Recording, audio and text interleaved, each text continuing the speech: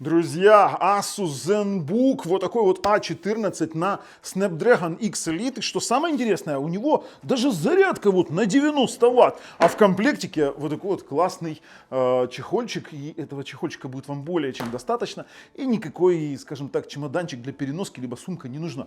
Потому что, он легкий, он меньше килограмма. Он из кералюминия, очень-очень прочный, легкий, удобный. И мало того, он на Snapdragon X Elite. Да, на ARM процессоре. Так что на канале Технозон. Поехали.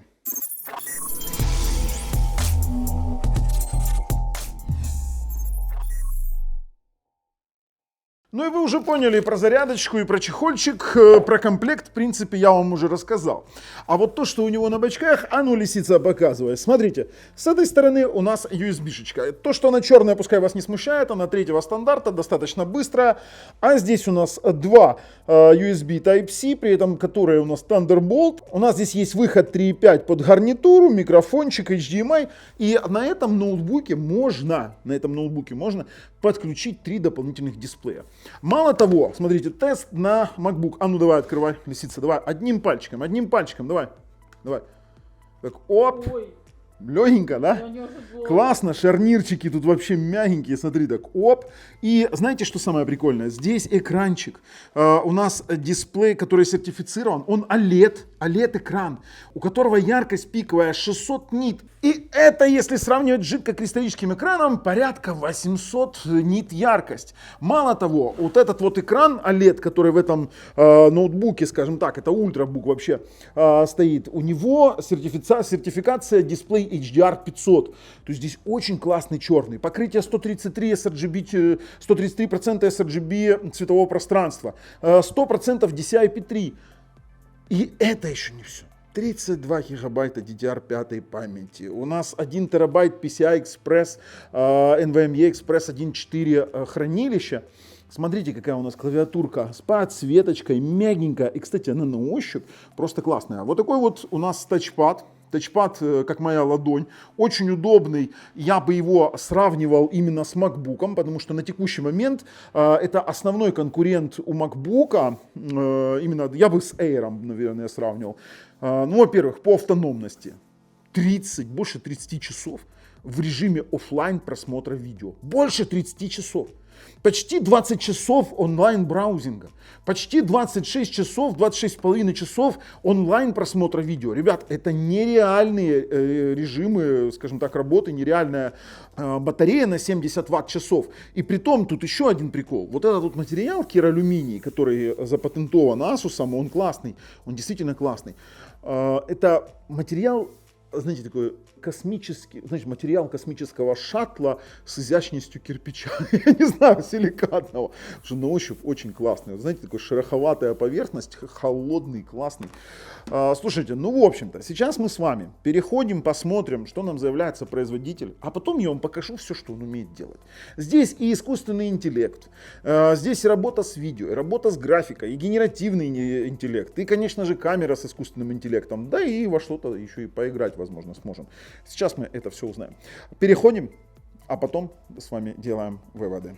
Итак, что же нам заявляется сам производитель? Легкий, выносливый, умный. И тут у нас уже сразу идет упор на 3, скажем так, аспекта. Это первое его легкость, второе его батарея и интуитивный помощник, имеется в виду акцент на искусственном интеллекте. Но рекламные нас эти моменты не интересуют. Нас интересует то, что он весит 980 грамм, сделан из кералюминия, классный материал, приятный на ощупь. Именно он ударопрочный. У него, кстати, MIL STD 810 Grade, он соответствует этим стандартам по ударопрочности, по вибростойкости, по температурным режимам, низким, высоким, поэтому очень прикольно. И цвета у него есть, цвета природы, вот исландский серый, а вот этот вот забриски биджи, я не знаю, как это прочитать, по-немецки это байги, а по-английски не знаю даже. Короче, какой-то такой черт-че что. Крепче кералюминиум в 3 раза и на 30% легче. Интересно. И вот здесь вот конкретно, вот я смотрел, говорится про US Military Grade MIL STD 810H. Хорошо, а теперь давайте мы поговорим с вами про то, что у него 45 тераопс NPU, конкретно для искусственного интеллекта, Snapdragon X Elite, конечно же. И вот пошло, батарея. 32 часа. Мы когда начали проверять, мы получили 28, оказалось 32 это для офлайн просмотра, а 28 онлайн просмотра. И что самое интересное, 19,5 часов это заявляются о веб-браузинге, ну нереально долго. У меня не хватает терпения в веб-браузить 19,5 часов. Я в любом случае его подкидываю на зарядку, то есть да, там где-то поставил, я его к док-станции подсоединил, и он все равно дозаряжается. Но я с собой, если куда-то его беру, даже в поездку где-то поработать, я сейчас не думаю о зарядке. У меня есть какие-то Power Delivery зарядки, которые у меня всегда с собой. Я могу его спокойно дозарядить, потому что здесь 70 ватт-часов батареи. При этом по данным Cinebench, да, то есть Cinebench R24, он работает одинаково мощно как на, скажем так, как на батарее, так и на питании от сети. А вот теперь дальше, искусственный интеллект. По искусственному интеллекту все вообще прикольно. У него есть, ну, повседневный компаньон, конечно же, этот Copilot, он мне не сильно нравится, но он работает с ускорением на месте. Есть улучшенный поиск в винде, есть у нас, скажем так, предварительный просмотр различных фишек, это имеется в виду интерактивный оверлей для быстрого доступа к функциям. У нас есть генеративная заливка и стирание в Paint с искусственным интеллектом. У нас есть Image Creator в фотографиях. И у нас есть, знаете, что самое интересное? У нас есть синхронный перевод, живые субтитры.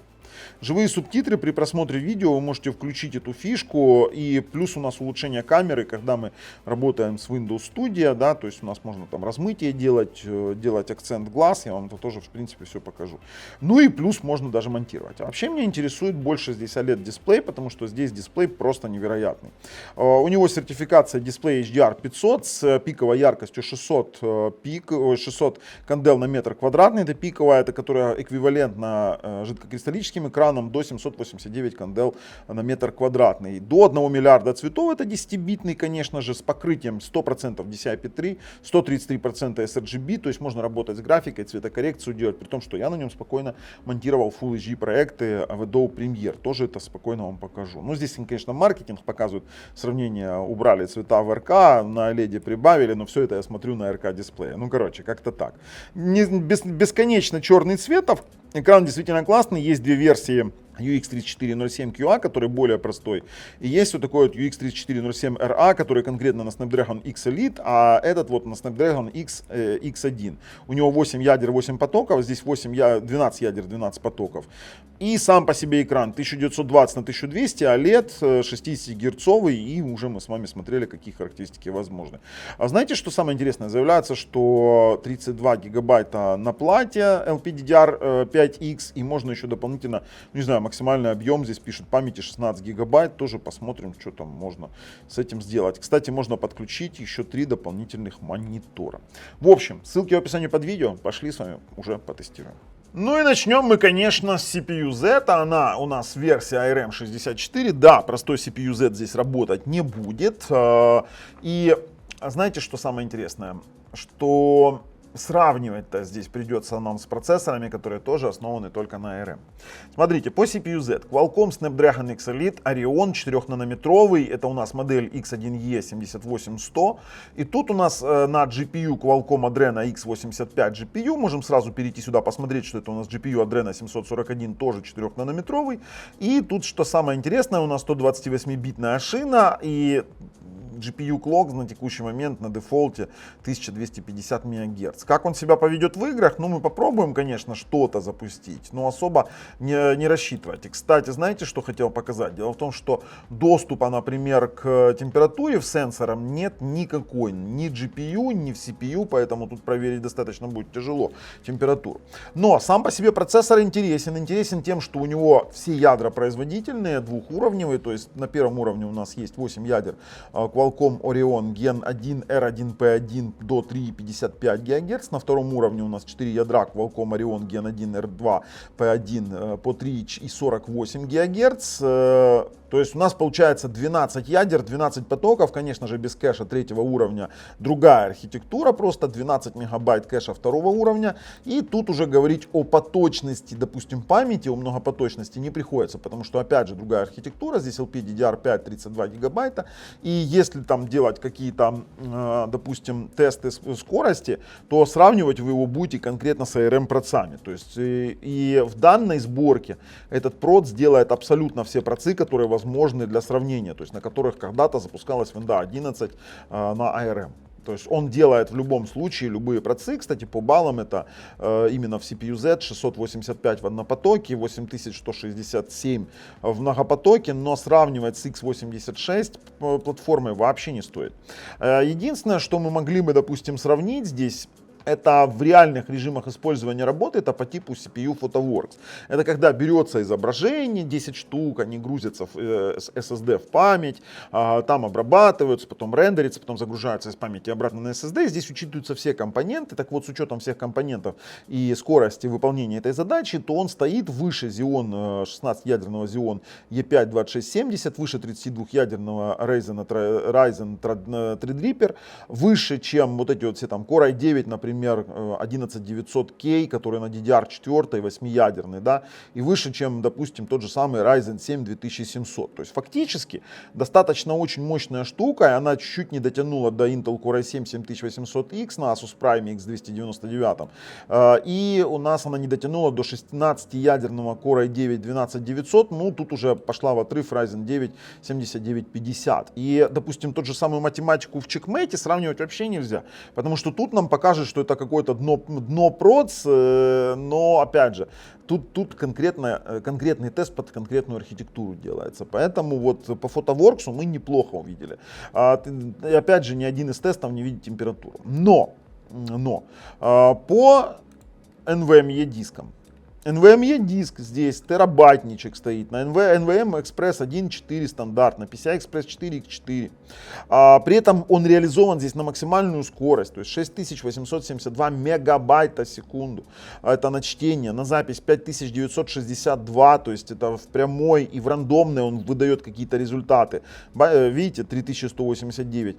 То есть это отличный результат. Просто максимально реализованный диск. При этом, я вам скажу, по температурам, да, в ноутбуках обычно не бывает без приключений. В том плане, что при рандомной записи все равно температура на любом ультрабуке, на любом ноутбуке, на том же Apple, он тоже вывалится куда-то вверх. Здесь всего лишь на пару секунд, на десяток секунд вывалилось 66-67 градусов, что до 70 вообще не считаю чем-то температурным. На пару десятков секунд, о чем мы видим тут в отчете Crystal Disk Info, у нас есть вот композит температуры у нас была, это конкретно во время теста. Она поднялась и упала сразу же после теста. Но вы же не используете, вы даже 10 минут не используете в постоянной записи, потому что у вас нет такого объема данных. То есть вы можете за 10 минут перегнать весь SSD-шник.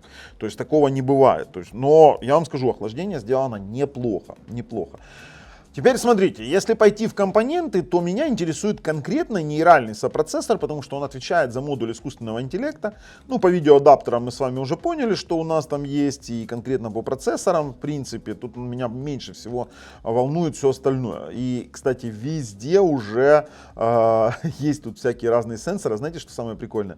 Здесь есть сенсор присутствия человека.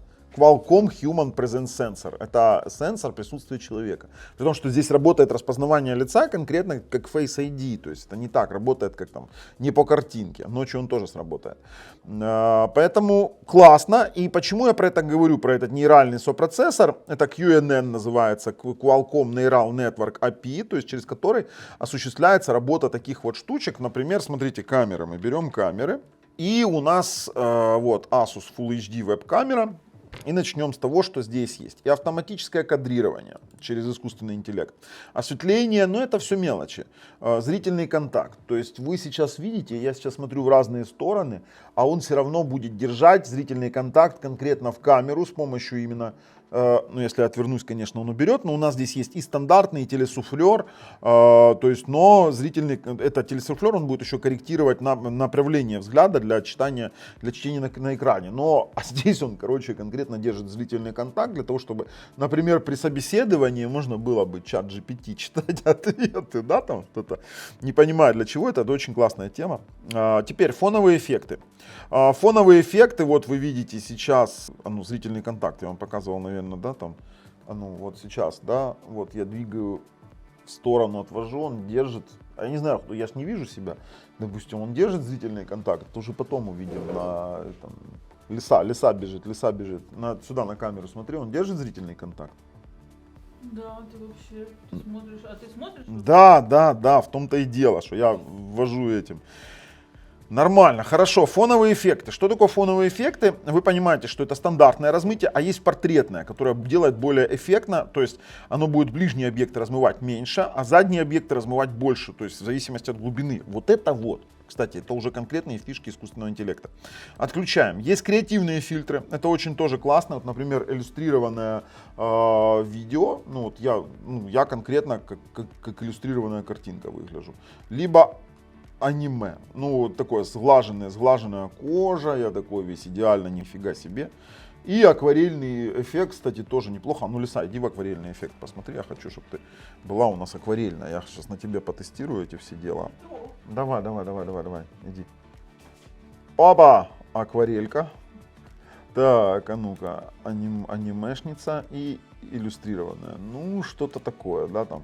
Вот, акварелька, вы наконец-то увидели Лису. Так что, Лиса, все, свободно. Все.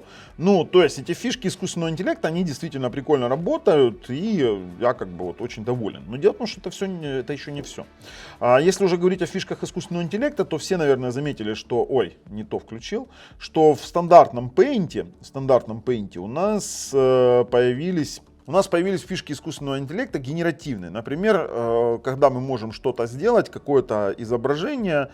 Давайте в акварели мы хотим сделать космический корабль. И хочу посмотреть. Это просто. Оно сейчас есть на всех, скажем так, компах. Но то, что здесь есть, называется соавтор. Это когда вы ему загружаете базовое изображение того, что вы хотите видеть. И он в этом стиле дорисовывает.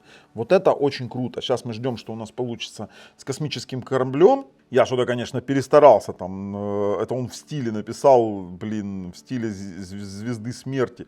Какой-то такой, черт знает что. Не знаю, не понял моего запроса. Ну давайте напишем на фоне космоса. Но это акварельный. Мы можем, например, взять там цифровое изображение. Конечно, с промптами нужно работать. Вот, уже это покрасивее, да, там я написал космический корабль на фоне космоса, и, ну, я мог бы описать, какой космический корабль, и все остальное это было красиво. Но что такое соавтор? Соавтор это вообще классная тема, я сейчас удалю то, что есть.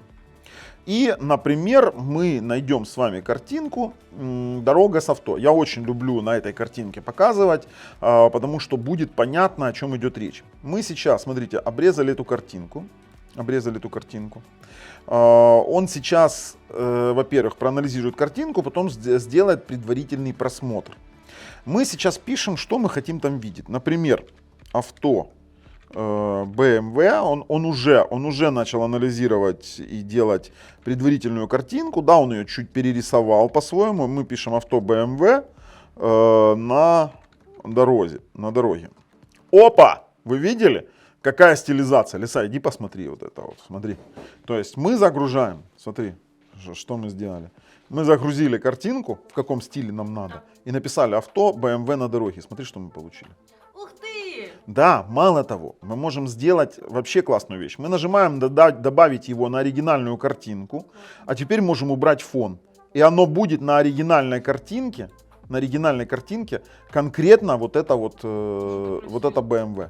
Как вам, а? Вот оно удалило дорогу и наложило ее. При этом мы можем делать и генеративное удаление, и генеративное, ну, например, генеративное рисование. То есть вот, пожалуйста, оно у нас изменило, да, саму по себе картинку. То есть это я уже, конечно, поиздевался немножко. То есть мы можем удалить, написать, например, какое-нибудь спортивное авто. И уже в этом стиле получить. То есть вы изначально сюда загружаете стиль. Это акварель. Давайте в аниме нарисуем. Вот. Написал спортивное авто на дороге. Вы загружаете стиль, в котором хотите видеть, а потом пишете, что вы хотите добавить. Оно объединяет два стиля и получается соавторство. Потом берете, например, наносите, да, убираете фоновый рисунок и можете эту картинку, грубо говоря, проецировать на реальную фотографию. То есть фактически дорисовывая какую-то свою творчество свое на реальные конкретные вещи. Это нереальные функции. То есть вот этот вот Qualcomm Neural Network, который здесь есть, да, именно API, он обеспечивает очень классную обработку этих фотографий. Вы можете поработать, ой, здесь чуть-чуть мы О, убрали. Оно, кстати, видите, рисует разные варианты. Мы можем не только в аниме, мы можем, допустим, мы, кстати, можем сделать пиксельную графику и нанести пиксельную графику конкретно на... машина там вдалеке у нас получилась. Давайте спортивное авто просто добавим и посмотрим, что у нас получится в пиксельной графике. Пиксельная графика самая тяжелая. Смотрите, прям вообще классно. Пиксельная графика очень тяжела. И смотрите, мы фактически на реальную дорогу нанесли, только остается чуть подредактировать. При том, что у нас здесь можно уже в Paint слоями работать. Можем на реальную дорогу добавить пиксельное авто. То есть это классно, это реально классно. Либо не пиксельное авто, а сделать рукописный эскиз, это будет тоже очень красиво смотреться. Смотрите, тоже на реальную дорогу мы сейчас добавим какое-то, оно немножко неправильно добавило на дороге. С рукописными вообще беда, если честно. Давайте ставим, удалим вот этот фон, и тут можно тоже как-то поизвращаться. То есть это действительно классная тема для фишек искусственного интеллекта. Ну и, конечно же, момент у нас с монтажом видео. Мы, пожалуйста, спокойно можем монтировать, при этом это многопоточное видео. Оно у меня спокойно в полном... Вот, пожалуйста, многопоточное видео, оно в полном формате работает, без каких-либо проблем. Чтобы вы понимали, Full HD проекты спокойно. Если вы на прокся перейдете, то, пожалуйста, там хоть 4К монтируйте. Но это пока Intel версия, ARM уже разрабатывается. То есть я когда инсталлировал, у меня купленная официальная версия. Мне написали, пожалуйста, запускайте, мощности этого процессора хватает. ARM скоро выйдет оптимизированная, но в данном варианте мне, если надо где-то чего-то поделать, я, пожалуйста, взял с собой, сделал, отрендерил. То есть у нас проект сейчас на 9 минут, там, грубо говоря, мы можем с вами экспортировать его в первоначальном качестве. То есть никаких вопросов с монтажом вообще не возникает. То есть, пожалуйста, работайте как и с Adobe Photoshop, а учитывая его цветовое покрытие, допустим, дисплея, то здесь еще и цветокор можно правильно делать, и правильные фотографии редактировать. Так что тут все в порядке. А знаете, что для меня было удивительно? Удивительно было то, что на ARM процессор работали какие-то игры. Обычно на ARM, да, то есть если у нас винда на ARM, играть во что-либо достаточно тяжело. Не скажу, что здесь пойдут PUBG, не пойдет здесь ни Counter-Strike 2, ничего такого, но, допустим, танки, полноценные танки, World of Tanks у меня заработал беспроблемно, как и Hearthstone, хотя StarCraft 2 не пошел. Тоже очень странно. Танки намного мощнее, чем тот же самый StarCraft 2, и при этом он идет еще и в нормальных FPS. Это средние настройки, то есть если пойти в графику, мы видим средние настройки, которые у нас будут работать от 60 до 90 FPS. Я был действительно удивлен, хотя вот про игры это вообще не про игры. Это рабочий инструмент, который весит меньше килограмма с обалденной батареей, которую там ты хрен высадишь на самом-то деле. Ты с собой его взял, в чехольчик закинул, сумку с кералюминия, крепкий, где-то помонтировал, где-то поработал, и у тебя вот именно, знаете, так, вот полноценный компьютер для путешествий, для работы в кафе, знаете, там, при том, что это нифига себе не хуже, чем MacBook, намного не хуже. Знаете, тут в чем фишка? Вот сам по себе кералюминий, я бы еще поспорил, какой из них лучше по материалам. Вот прям намного лучше. Еще и одной рукой открывается. Пришел в кафешку, такой, открыл одной рукой. Понты подъехали. Мне вообще все равно, мне легче с большим припереться, но с этим очень удобно носиться. То есть кинул себе в машину, где-то там, это действительно удобно. Не надо морочиться с блоками питания, потому что действительно очень-очень хорошо держит батарея. Прям вот проигрывание 31 час мы делали, когда тест, у нас даже было некоторый момент, 27 часов честных мы получили, мы оставили на ночь, включили проигрывание бесконечного видео фактически и пришли с утра, он еще работал, и мы еще ждали полдня, пока он доработает. Мы так, куда ты поехал? Блин, я, как всегда, промахнулся. Я поеду всем сейчас подсвечу, кто тут есть, кого тут нет. Он тут был один. Но суть-то дела. Вы видите, с каким FPS 63 спокойно, с растительностью, совсем оно работает. А ну иди сюда, куда ты поехал? На! Я промахнулся? Я промахнулся. Ну, как всегда, в принципе. О чем я буду говорить? Я сильно хороший игрок в танчике. Для того, чтобы об этом говорить, короче, я игрок вообще жесткий. Ну и в подтверждение моих слов, пожалуйста, Hearthstone запускаю на средних настройках качества, со всеми анимашками он спокойно идет. Но, опять повторюсь, не рассчитывайте, что вы купите и будете играть во все, что захотите. Нифига, игры тут нормально не идут, и это только те парочку, которые, кстати, в удивлению, я иногда там могу что-то покатать, погонять, и, ну, в Hearthstone я играю постоянно. Те, кто играет в Hearthstone, видят по моему игроку, да, что у меня тут реально хорошее состояние игрока. В общем-то, суть-то дела. Я вам сейчас покажу еще тесты сети. Мы погоняем с вами 4К видео. И хочу вам показать еще одну штучку, фишку искусственного интеллекта. В принципе, в Hearthstone тут дальше играть, подарим человеку победу, не будем его там терзать, я сдамся по-честному, для того, чтобы там никто там не говорил, что я там что-то некрасиво поступил с ним. Подарил ему победу, хорошо. По тестам. Ну, сейчас мы с вами тестируем 5 ГГц Wi-Fi, пожалуйста. Он спокойно разгоняется до 1.6, до 1.7. Ну, вы сейчас видите один из тестов, да, 1.6 гигабит. Он сейчас работает в Wi-Fi 6 режиме. Для того, чтобы он на Wi-Fi 7 роутерах работал Wi-Fi 7. Здесь, кстати, Wi-Fi 7 модуль. Необходимо, чтобы была включена безопасность WPA3. Мы видим Connect сейчас 2.8 ГГц с 5 ГГц Wi-Fi. То есть 1.6 на 1.3 отличный результат. Для такого ноутбука вы еще найдите, попробуйте где-то такой интернет. Сильно сомневаюсь, что вы вообще где-то у себя найдете такой. Теперь 2.4 ГГц тоже практически идеально для 2.4 при канальной скорости 573 мегабита.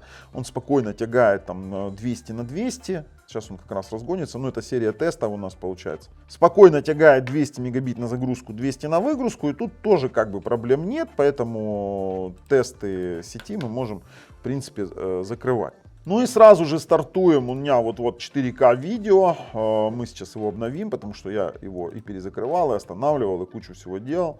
Включим статистику для сисадминов. Пожалуйста, 0 дропов. Это 3840 на 2160, 60 Гц. При том, что здесь экран обалденный, яркий, классный, ну просто обалденный. То смотреть видео здесь самое оно. При том, что вы здесь можете включить, например, те же самые там стриминговые сервисы. Я очень часто смотрю Мегого именно на компьютере. Можем перейти в телеканалы, включить самый обыкновенный какой-нибудь там фильм, вот, пожалуйста, на телеканале, либо телемагазин. Кто любит смотреть телемагазины? И, пожалуйста, все переключается без каких-либо вопросов. Full HD каналы тягает потоки OTT без проблем. Ну и мне остается вам показать еще одну фишку искусственного интеллекта. Перед этим мы смотрим продуктивность работы в офисных приложениях, так как PC-Mark я, например, не могу провести такой тест, обычно там провожу, этого достаточно, то у нас есть свой тест по продуктивности, допустим, работы офиса.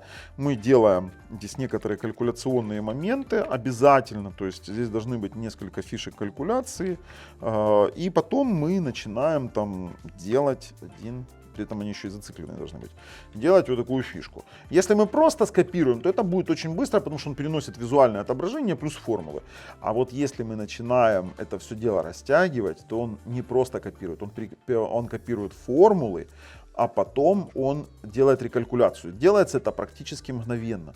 То есть если мы сейчас поедем с вами вниз на несколько тысяч строк, ну давайте 2000 строк, то N150, вот такой вот тест, смотрите, это мгновенно. Это просто-напросто мгновенно, это огромные массивы данных, по сути. Мы можем их скопировать, мы можем их, я не знаю, вставить и подождать. Все, скопировало. У нас массивы просто по сотне тысяч ячеек, которые рекалькулируются в режиме реального времени.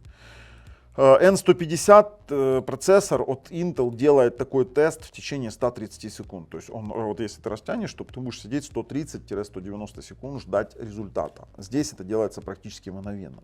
Ну и StoryCube. Напоследок я вам покажу StoryCube. Это классная тема по типу Google Фото, которая тоже на основе искусственного интеллекта.